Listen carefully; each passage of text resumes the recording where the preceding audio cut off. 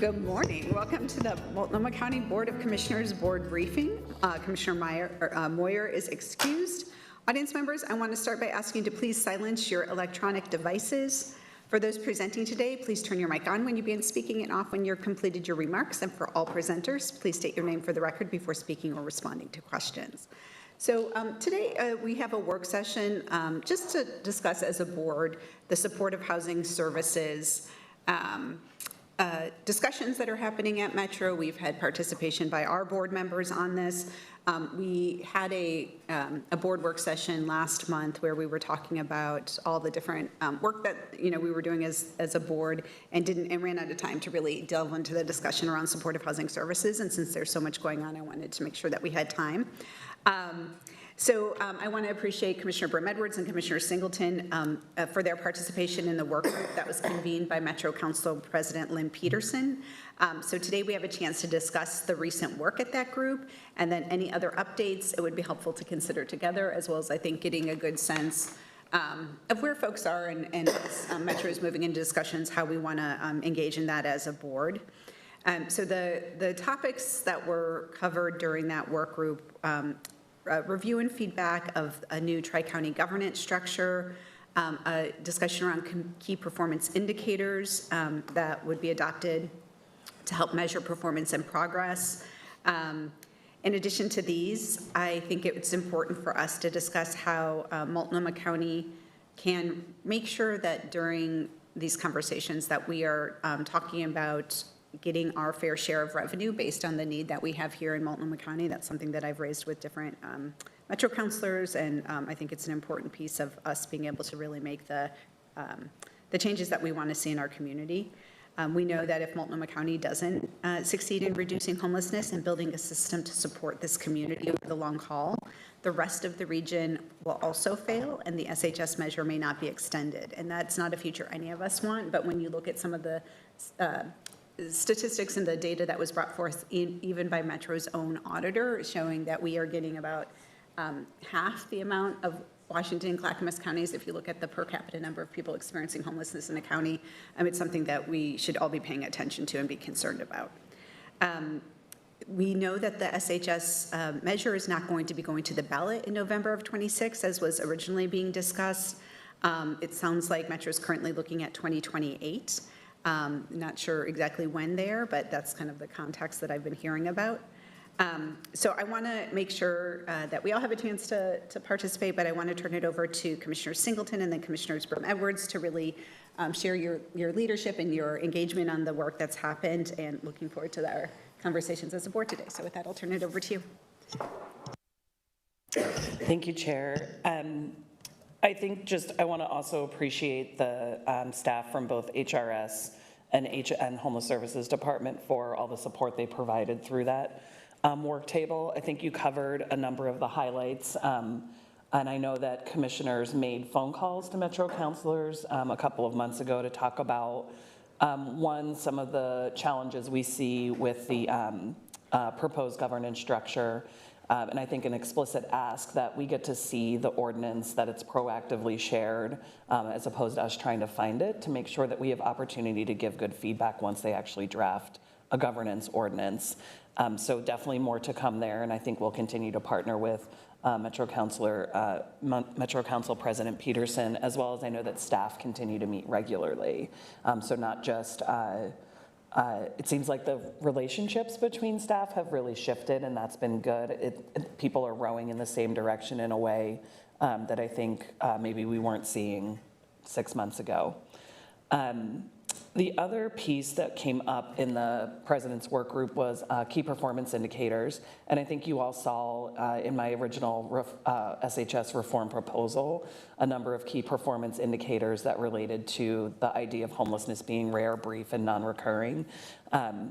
And they are very similar to what we see, if not exactly the same to what we saw out of the Homeless Services Department and HRS for we have so many acronyms, for the Steering and Oversight Committee as part of the HRAP plan. So they're very similar KPIs, which to me is really important so that these things can feed into each other. We're not asking our departments and our providers to do multiple different things at the same time. We know that Metro is planning to hold some work sessions to discuss changes to the governance structure, but there were some additional pieces that were a part of that reform proposal that Metro has talked about regarding, for example, contracts and having outcome goals be the same, not just, Multnomah County has number-based outcome goals, but they're not necessarily the same as Clackamas County or Washington County, which is kind of frustrating for providers. And so that's a conversation that I think we'll see coming to fruition in the next couple of months. Additionally, things like compliance and really understanding what those components mean. So I think it's going to be critical for us to continue to engage with our Metro Council colleagues as they're having work sessions and having these discussions to ensure that there's some alignment. I know that Juan Carlos is now just back from leave, and so I expect that we'll see also some, he had some really interesting thoughts around a provider convening. And so I mentioned to him yesterday when we ran into each other that we should talk about that because we have a convening that's a part of our HRAP plan that is providers. Is there potential to build that bigger and get everybody's needs met so that providers aren't being asked to do kind of multiple of these sessions. I think the other thing I would share is that reform proposal. I think you initially saw some of my thoughts on it. The Homeless Services Department has spent some time as well giving their input and feedback on that. So things from governance to KPIs to compliance to all the components that Metro has highlighted as needed reforms. So there's a lot more there. I keep talking to Metro about let's take what we're hearing here and build upon that. I think there's a lot of places that we can lead as Multnomah County, and I really appreciate the work that the department's doing to really step into that leadership space around SHS. So those were some of my kind of key takeaways from recent SHS conversations, but Commissioner Brome-Edwards, you were also at that table. Yeah, I don't have a lot to add. I really appreciate at the table Commissioner Singleton's leadership and really driving us to come up with a regional framework. I think from my sort of overriding sort of takeaway from the discussions we've had to date is there was initially a lot of push for if we just change the governance structure, somehow that will convince our local communities that they should re-up on the ballot measure and the SHS funding. And I do think as part of the discussions, a majority of the group came around to we really actually need to be able to show a real reduction in homelessness, have very specific goals around that as a way to demonstrate that we're actually making a reduction in homelessness versus we're just changing the governance structure and somehow that is accountability or that is a substitute for real results.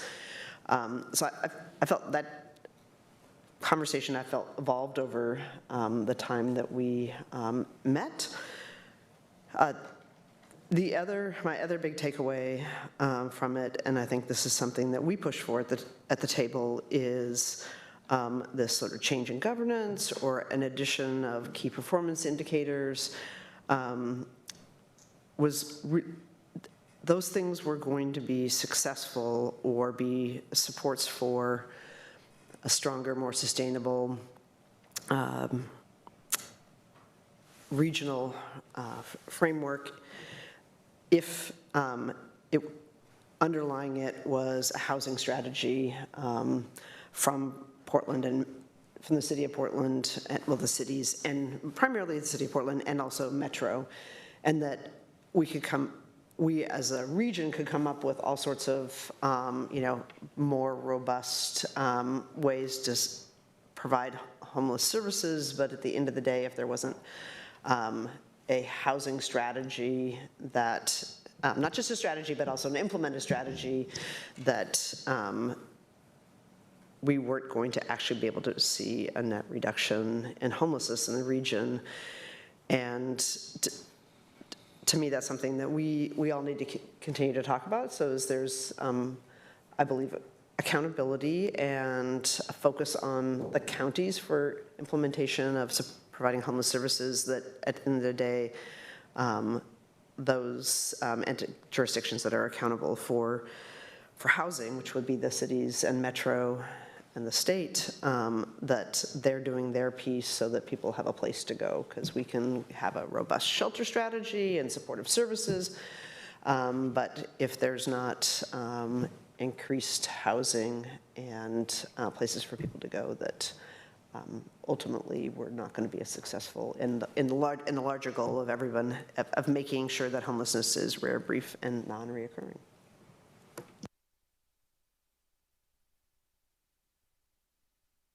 Thank you all. That was a really helpful report out. And I appreciate the focus on housing, because I think that's one of the key, pieces, and just looking at, just reading some of the reporting around, increases in sweeps. I think there was something in Street Roots recently that I was reading, and, and as we're growing and expanding shelter, that is only a Band-Aid, and that's only a temporary solution. And really, we have to be driving housing production. One of the concerns that I had, I think since the beginning of the discussion around, SHS and changes to the measure, was about the housing piece and adding, because originally housing, adding dollars to, or using some of the dollars of the measure for housing was a part of the proposal, and the concern was always like, we're just not going to have enough dollars to sufficiently fund housing at the scale that we did, with the previous measures for either metros or Portland's, which were both very successful. So was there has there been any more conversation about that? Because I do think that, if we're looking at 2028 for any, updates or the renewal for the SHS, we have to be doing that in parallel with a housing proposal. I think, both City of Portland and Metro are aware that the housing bond resources are a different need. We also built way more at that 0 to 30% income, which is really what we need, particularly for folks who are on Social Security or frankly make a minimum wage. They're falling in this range of the lowest income. I understand that they neither entity had great polling on going back to the ballot for a bond measure. So I think part of it is, how are they telling the story about what was actually built and what was successful? And I think, to Commissioner Brim Edwards' point, how do we couple those and really tell the full story of the housing to homelessness, right? I think there's awareness that needs to happen. I don't think there's a good sense of when is the time to go to the ballot to get additional dollars for development. I do appreciate the idea that outside of bond projects, when we build, I'm going to try to not get too wonky here, but when we build with low-income housing tax credits, there's tends to be a gap in financing, and so gap dollars, I think, make a lot of sense for SHS. It's a couple million on a project. Land banking, I think, makes a lot of sense. There's potential for acquisition that can be pulling market rate apartments into the affordable portfolio with a purchase. That's an option that I think is a lower cost option, but new development is not going to be able to be done with the couple $1 million that sometimes might be floating around SHS. I think the other thing that I would say that I don't think is, I don't know if it's a little bit overly technical, but I also think there's a piece of what we have defined as population A in the SHS measure is more expansive than what is chronically homeless. And I think part of what our challenge becomes when we aren't getting the level of resource we need for the folks that we're serving. And we've heard some of like Pop A isn't a shared definition across counties, which I understand is not accurate. Everybody understands what Pop A is. I think the difference is that because it's more expansive, some folks might not need permanent supportive housing level of care, but because we've expanded this definition, they're being placed in permanent supportive housing. And I do think it's worth our time, because that's an expensive model, to really look at what is that definition? Should we come back to what chronic homelessness is and who permanent supportive housing is an evidence-based practice for? And not that we stop serving the other households, but they can use a lower level of service. They may need a lower level of service need than what PSH provides. And so that's the opportunity, I think, to talk about what do we actually need to meet our chronically homeless numbers, and how do we get that resource based on what that POP A definition is. And that conversation is going to be tricky, but I think we have to have it.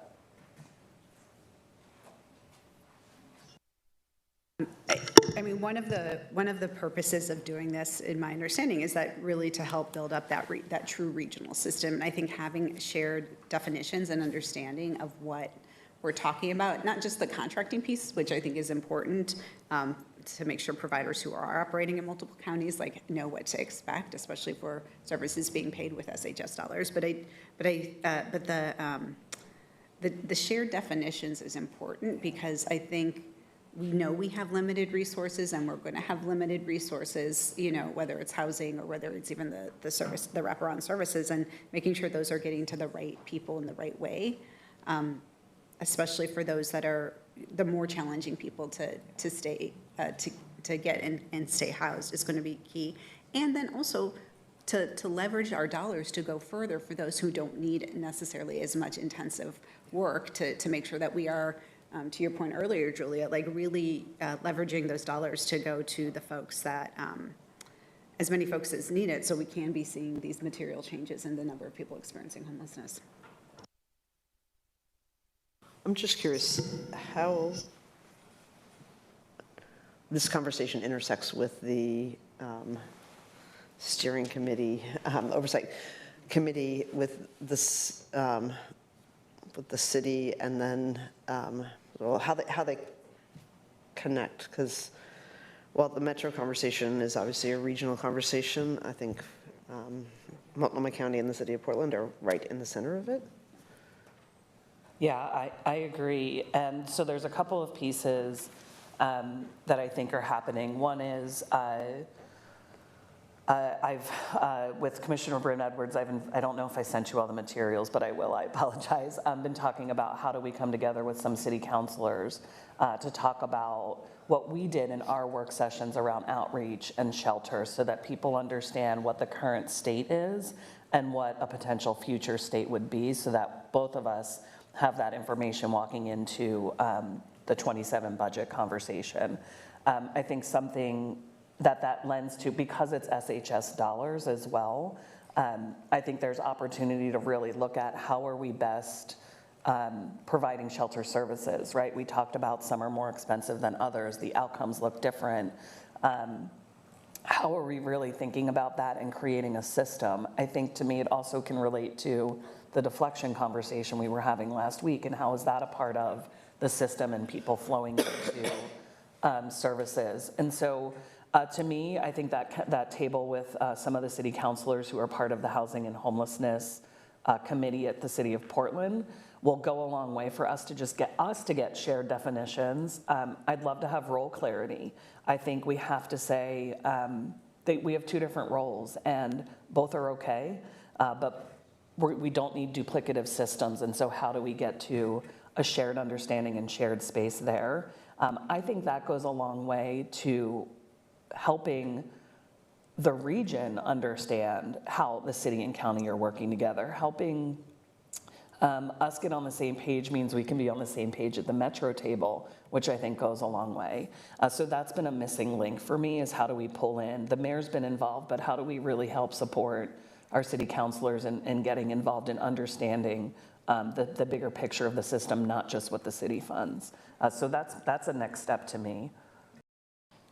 And that is all, I support all of that, and that's needed to make sure that we have that shared understanding so we can advocate, I think, more strongly together for the needs of Portland and Multnomah County at the regional table. But I also, in my conversations that I've been having with Metro councilors and Metro staff, really saying, let's not completely reinvent the wheel when we've been doing good work in setting up both a governance structure and, most recently, the shared key performance indicators that we're tracking, that we really feel are about making sure that we have the data and that we are tracking the data that is telling us the story that we need to know, so that we can see how we're doing in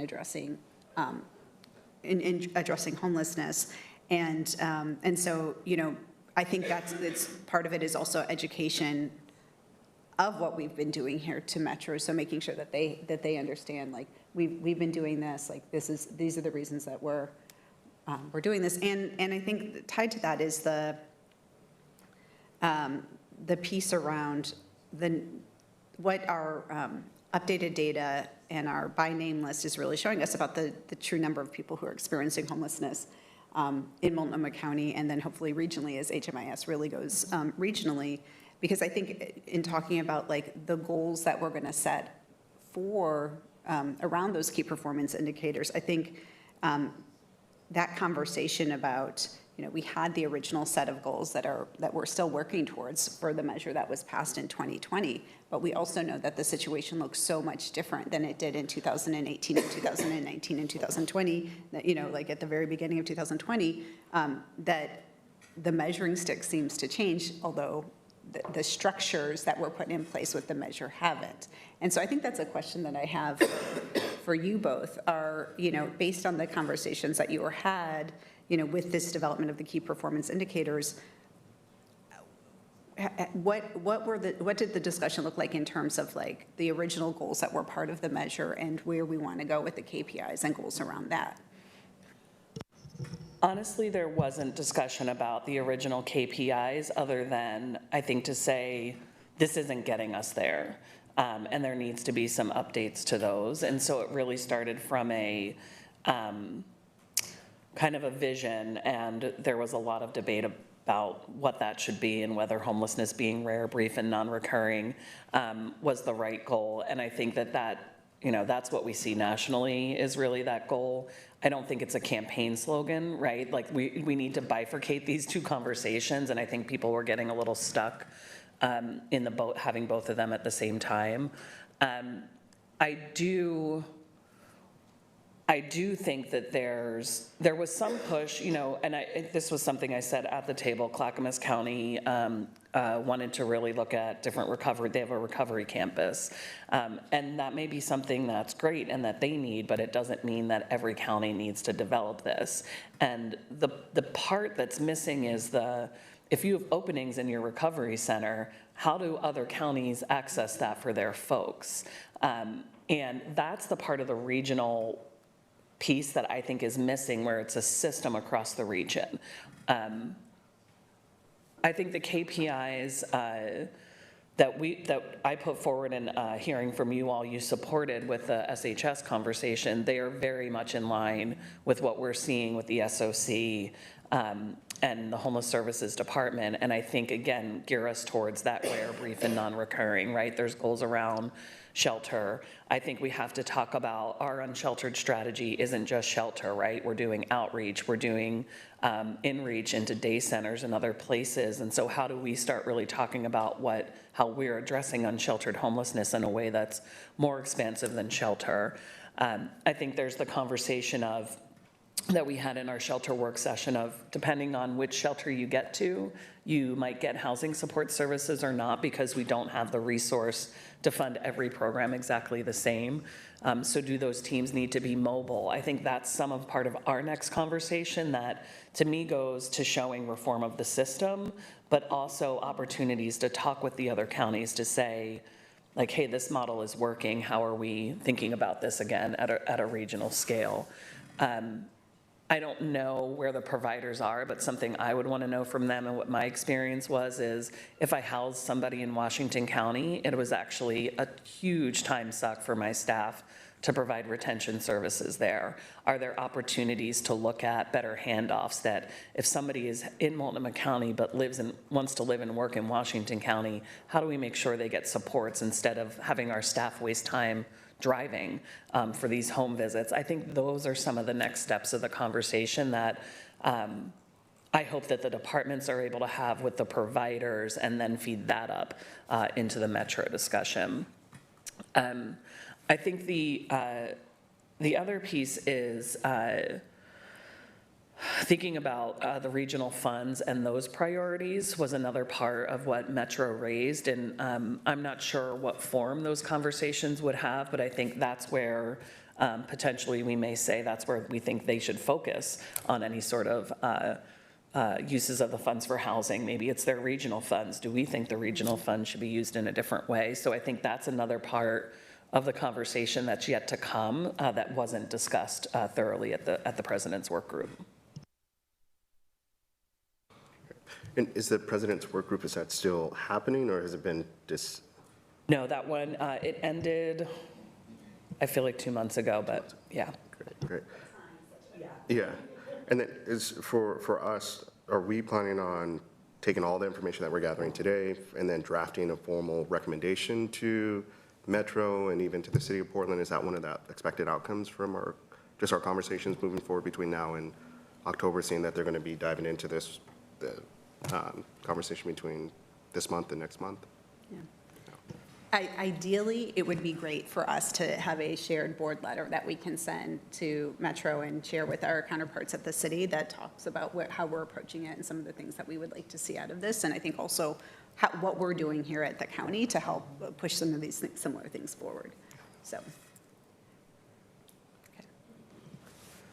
So I'm just going to maybe offer just a comment on the question about the original Metro goals. So having run lots of campaigns, it's really important what you tell voters, what you're going to do, and like doing it.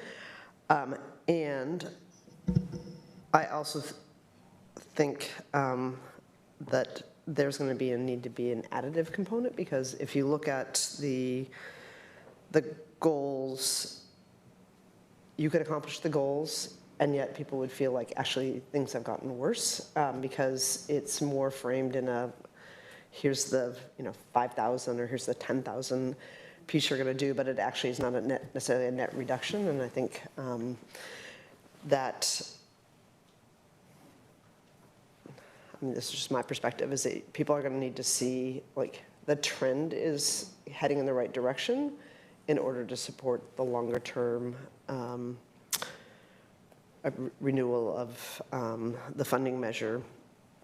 So I do think that needs to have a pretty robust discussion, and say not abandoning them, because I always think you should do what you tell your voters you're going to do. And I also don't think it's a viable strategy to say we accomplished what we said we were accomplished, and people are going to look around and be like, well, actually, the numbers have gotten worse, even though you said you did what you're going to do. So I think there's going to be some nimbleness needed in order to successfully move ahead with a broader long-term strategy. The other thing is, I was just curious, and this goes to the recovery and how each housing, how each county does something differently. There was this story this weekend in the paper, like spotlighting a success story of deflection and somebody in recovery. But it was interesting because it started in Clackamas County, but the individual ended up in housing in St. John's, which was like, okay, so this was a Clackamas County deflection, but Multnomah County ended up with providing, it looks like providing housing. I'm not sure what all the details are, but just thinking about how we have those conversations, because while people can point to Multnomah County not doing X, Y, and Z, we actually have produced recovery housing and shelter and pathways to housing. And so we obviously can't, Multnomah County can't do that for the entire region. So how is this being a sort of a shared strategy? Or if we're actually going to be doing it, like, are those resources following? Versus you got those resources, but actually we're providing the longer term service. So to me, that's I don't know if anybody knows how that ended up, that particular story ended up that way, but to me it just called out the regionalism, but also the resources should follow the individual and we're providing it. Yeah, it's the orienting, and I think we talked about this at the president's work group, was we should be orienting the system to the people.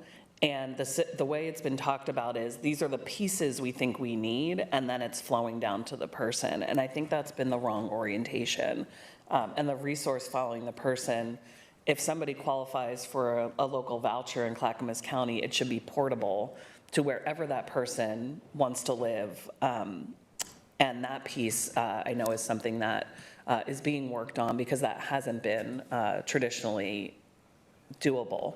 I'm not sure why. So I think it's been a bit of where are the barriers and how do we start breaking those down bit by bit? And that's, I think, part of it seems like it's going to be a reform kind of lead up to any sort of campaign. What are the reforms that we need to make? And coming back to your question around the SOC, I think that's the similar conversation there.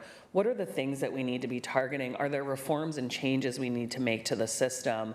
And how is that then oriented towards that bigger SHS conversation? But the portability, the resource following the person is a huge missing piece of the current discussion.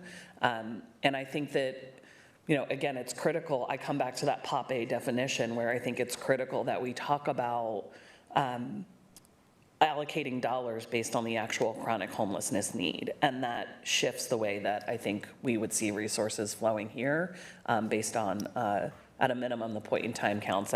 Every county's not doing a by name list. So I also think there's a lot of data and research and evaluation components that, to me, Metro could be leading as opposed to each county trying to do their own. There's things we might want to do, but then what are the regional research questions that we have, and how can Metro step into that space as opposed to, I think, instead of this independent review panel concept that they were floating around for governance. And I would say one of the things I'm most excited about the conversations that are happening is the fact of, like, instead of having two different oversight bodies, like having them be one and really having that group have the responsibility both for tracking how we're doing along the KPIs and the goals we have around those, and talking about the regional investments that are needed to truly make this an effective measure and the that. And I don't know in that particular case, like how it happened, but I will say that in all the conversations that I've had with providers, I think providers very much have that person-centered mentality where they are, if whether it's our teams or other teams, like if the best place for that person is with their family, in Gresham or in Hillsborough, they're going to do what they can to make sure that that person is able to be there and be in that community, no matter where they might be engaging with services at the first point. And so, I think that's a good thing. But I think that we do have a disconnect in, we don't truly have a regional system, and the resources aren't following the people and following the need.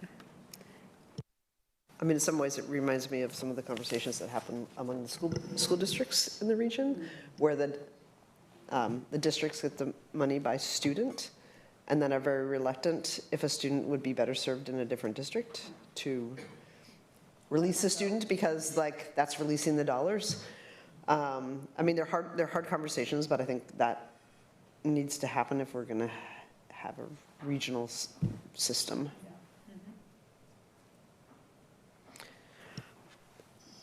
So the other curiosity I have, and this is like maybe something in the steering committee, but with the city of Portland bringing online, I think this week, another 400 shelter beds. What is has there been a discussion about like the married strategy of them then having an increase of housing at the other end so that those individuals have a place to go? So we really haven't had that conversation yet at the SOC, I would say, but I mean, we have been talking about that. I think that there are both some short-term and longer-term work that's happening, like one, trying to maximize the capacity that we have right now in terms of vacancies, and how do we get people into the right housing so people can be successfully stayed there. But that longer term of how do we, or maybe even it's like mid and long term, like some of that maybe turning market rate to affordable, like some of these ideas you were talking about, but then also just developing it, that really, there hasn't been a lot of deep conversation around that. I would add, I think this comes back to the, how do we make our teams more flexible and mobile? When we had winter shelters and they were overnight only at the time, we did a ton of in-reach and housing placement out of those sites as outreach workers. And so I think there's opportunity there, but it's not just to serve the overnight only. I think that's part of the conversation for us to have is how many housing placement staff do we have connected to shelter? What are the opportunities to look at mobility and how can they serve multiple types of sites? And part of what I hope we talk about with the city council is we can't over-resource one over the other, right? I think we fell into that trap a little bit with the first task sites where there was a lot of housing placement resource, lots of good outcomes, but it meant other parts of the system didn't have that resource and didn't have as many housing placement outcomes. And so to me, that's part of our decision-making is how are we creating a system where it doesn't matter what site you get into, you have opportunity without starving other parts of the system. Is the county supporting the two new sites that the mayor's opening with any sort of placement services or? Well, so I think it has been a recent conversation that has just come up where the city is open to having resources at the shelters. The first proposal was just about having shelter and not having any kind of services or placement or anything. Like in and out early in the morning. And I think that there have been some recent conversations where they've expressed more interest. I'm still trying to get a clear picture of what people are envisioning that looks like and how that ties to the day shelters and what should and will be available at those day shelters, because that's also, I think that's also an opportunity for folks. So I think there's, I think those conversations are still very preliminary. I will say Jillian, I think, brought this up months ago about like, what is this going to look like? And it sounds like they're finally taking a little bit of a route in looking at those potentials. But I do think that, again, engaging in those conversations, it is important to figure out, like, we have to be providing those things across the system. So if it doesn't make sense to have, teams directly, based in a certain place every single day, then how do we maximize our resources to make sure that we are providing referrals and placement and case management and all of those things in a way that we are throughout everyone, no matter where they're staying. My assumption is everyone going into the new shelters would go into the HMIS system. Is that correct? Yes. So, so we pardon? So Anna is in my line of sight, and she was like, yes, they are going to be. Because that should give us a lot more data. And sometimes data, it's like uncovers things that are like revealed truths and important things that we should know, and just in terms of how to deploy the resources. So if we start seeing trends from all of a sudden uptick of 400 people having shelter and they're completely stuck, or that they're actually getting a path or whatever, like a particular service is providing them a path to housing or a path out of the shelter system, that may be, that probably would be good data for us to be looking at, just in terms of how resources are going to be deployed. And I think it opens opportunity for, as there's understanding of the case conferencing that's happening now, what are the opportunities to expand that? I don't want to overemphasize it, but it happens so much in my career in doing direct service, but finding somebody is so challenging. And if that camp is swept or they lose that shelter bed, and so just even having them in HMIS and being able to say like, oh, hey, Shannon's actually their outreach worker. She's been working with them. Let's make that connection. Like that piece, I think, will be really powerful if we can figure out how to make sure that we have the appropriate releases in place and people over time. We can expand that case conferencing type of model and make sure that folks know, same conversation we were having about the jail, right? How do we, if your person's in there and you can't get access to them, it can be hard. And so how do we make those better connections so people know where the folks that they're trying to house are at? And I think the other piece then is triaging what people actually need and what level of service and how we can make sure we're using the resources in the system most effectively to help move people into the most stable, most permanent environment that they can be in for housing. So. All right. I know we had some notes and slides for reference. It doesn't sound like we needed to get into them today. Did you want to show anything, Commissioner?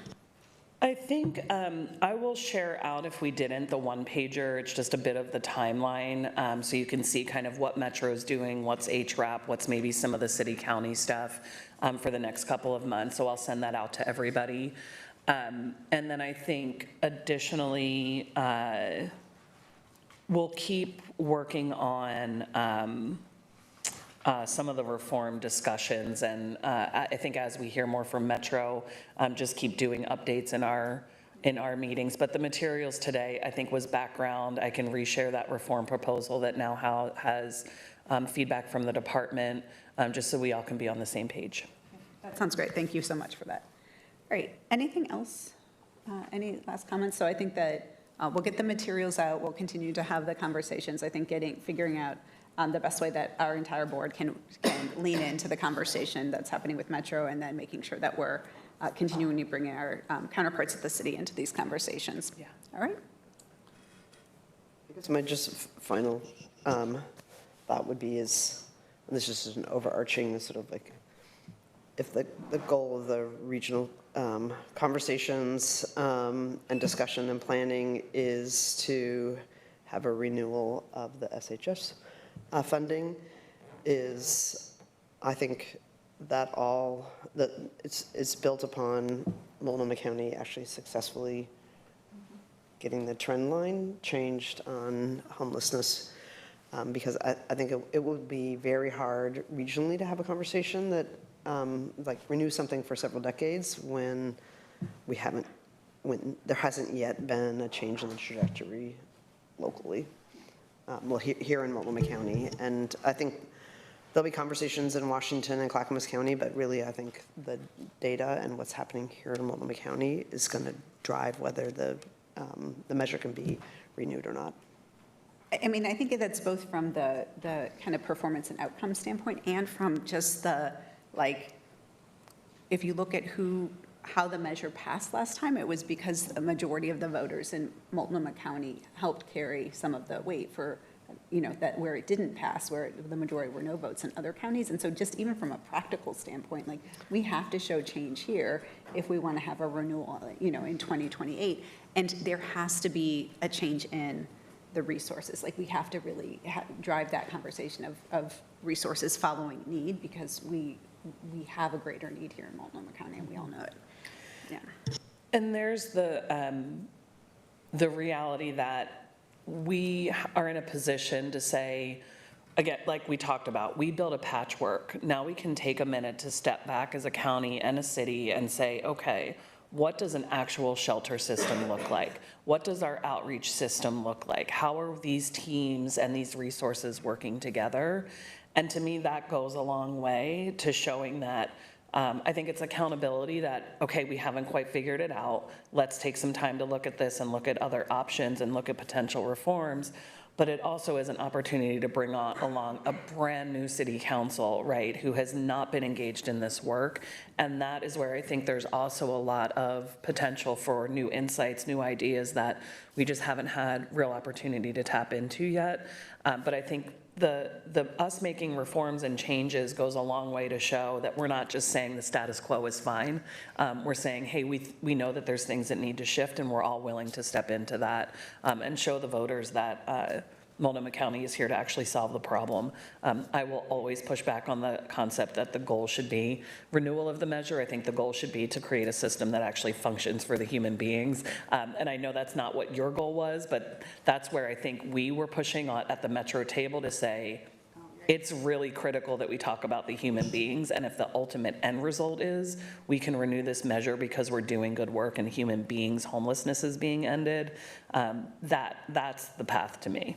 Yeah, and that goes back to my very first comment, is like the results, that we're actually getting results that are improving things for individuals who live in this community. Not a, we've designed this, new accountability and governance structure, because that is not what people are wanting the money to go to. They want it to actually be solving the problem and getting better results, so. Well, I just want to appreciate you both being at the table and really pushing for that. Like, it's not, a change in governance isn't the solution, and it isn't about just the structure. That is one thing that is needed, but it's really about the system itself and how it's working. And so the fact that I think it's the right decision to be taking this pause and being able to have time to do all of that work at the regional level, because all of that's going to come together. So thank you guys for the time and the attention that you've given to this, and I appreciate that we're going to be having more conversations here and with our partners around this issue. All right, thank you. So thanks everyone for the work session today, and our next meeting is our regular board meeting on Thursday, September 4th at 9:30 a.m. We are going to have a proclamation signing ceremony tomorrow, September 3rd. That will be here in the boardroom from noon to 1 p.m. We'll have a quorum of Multnomah County Board of Commissioners attending that, and we hope people can tune in virtually or join us here in the boardroom for that. There being no further business, we are adjourned.